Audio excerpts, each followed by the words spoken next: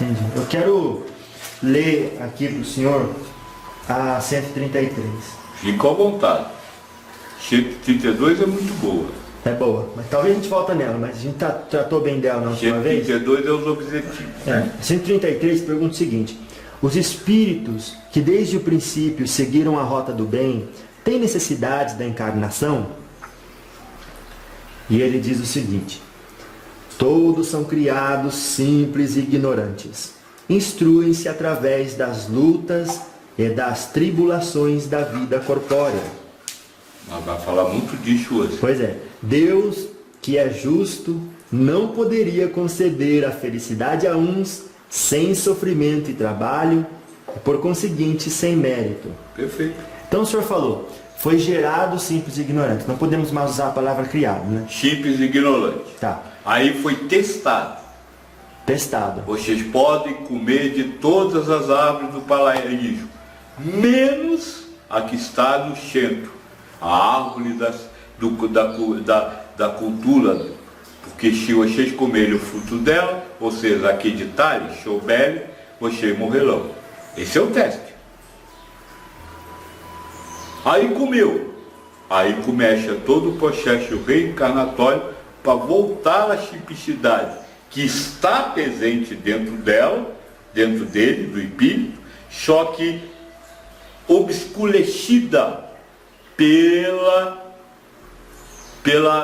cultura, pela sabedoria. Desculpa, pela cultura. Não vou misturar sabedoria com cultura.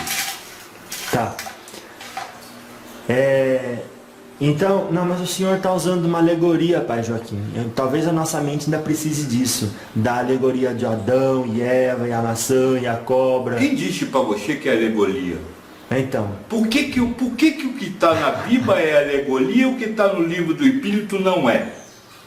Não. Eu só quero que você me responda isso. Não, mas o senhor está colocando palavra na minha boca. Eu não disse isso. Eu não falei que no livro do Espírito não é. Estou dizendo, essa historinha me parece uma alegoria. Eu estou respondendo porque essa, desse jeito, primeiro que eu não estou falando direto com você. Sim. Eu estou falando com todos. Claro. Segundo, que se você perguntar para o espírita, ele vai já, não perca o tempo lendo a Bíblia, porque a Bíblia é muito folhida. Mas, então quer dizer, por que isso não é e a Bíblia é? Claro. O problema não é o que escreve, aliás, está bem escrito lá, que falava por parábola. Sim. É uma parábola. Claro. Você sabe o que é uma parábola? É uma história que ilustra alguma coisa. Não. O que é? Parábola é a verdade fantasiada. Você falou a mesma coisa, pai Joaquim. Sim, mas é mais importante, sabe por quê? Sabe por que a verdade precisa se fantasiar para se apresentar? Porque vocês não aceitam a verdade nua e crua. Então, é isso que eu estou pedindo. Fale a verdade nua e crua. A verdade nua e crua é essa, que você é o espírito, foi zelado simples e ignorante, foi testado na sua simplicidade, e nessa sua simplicidade você não passou nesse teste porque achou importante ter o conhecimento para assumir a posição de Deus e julgar o bem e o mal. Exatamente o que está escrito lá. Entendi. É a história do Adão e Eva. Sim, mas a história é a parábola, é a fantasia. Não é um ser humano, não é Adão, não é Eva, não tem homem, não tem mulher, não tem jardim. Estamos falando de plano espiritual superior. Claro. E mais voltando só aqui. Pode. Sobre a ideia da visão dos espíritas e a Bíblia.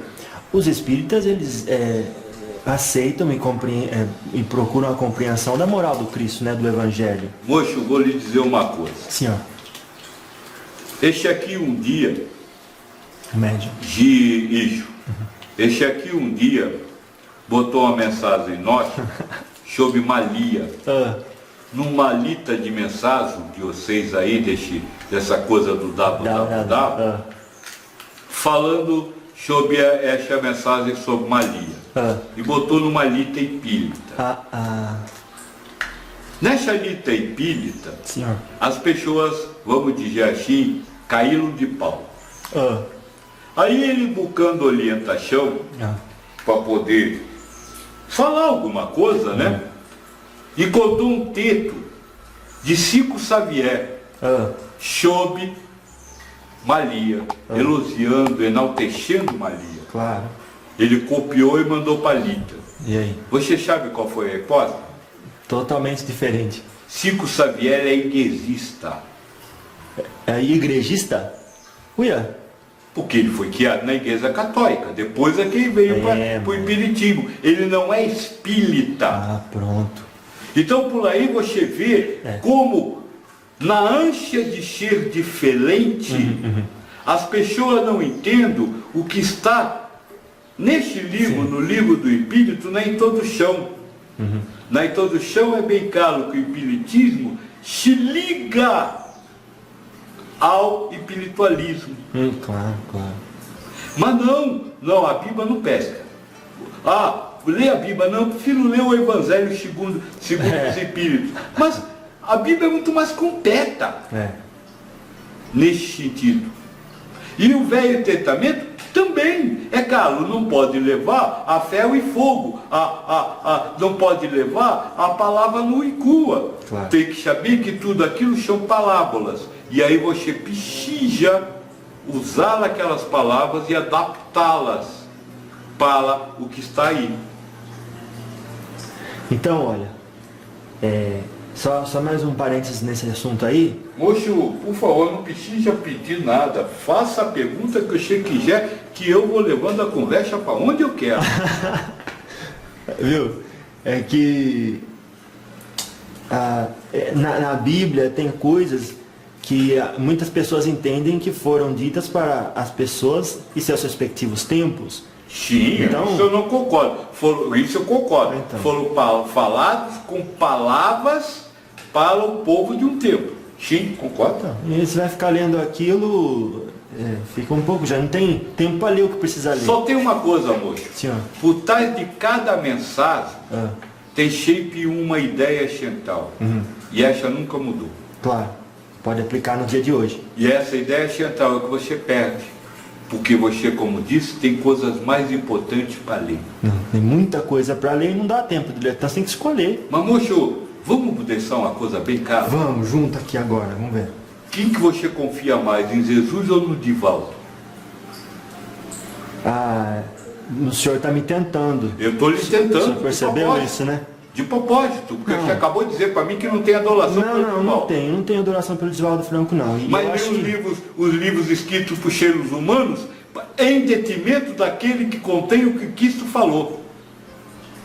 Você lê interpretações de seres humanos. É verdade. E sabe o que você vai ser se você segue esses livros? Um ser humano. E a gente precisa aprender a viver uma vida de espírito, é isso, né? Isso. E para poder aprender a viver uma vida de espírito, você tem que ouvir quem? Tem que ler quem? Espírito. Mas o senhor disse que a ciência espírita, tanto como a ciência humana, não interessa? Ciência. Eu não estou falando de ciência. Eu estou falando, ou melhor, estou falando da maior ciência que existe. Conhece-te a ti mesmo. Claro. Na hora que você conhecer você mesmo, você vai conhecer o mundo. Então tá. Agora vocês estão preocupados em estudar fenômenos espíritas, o que é bem diferente.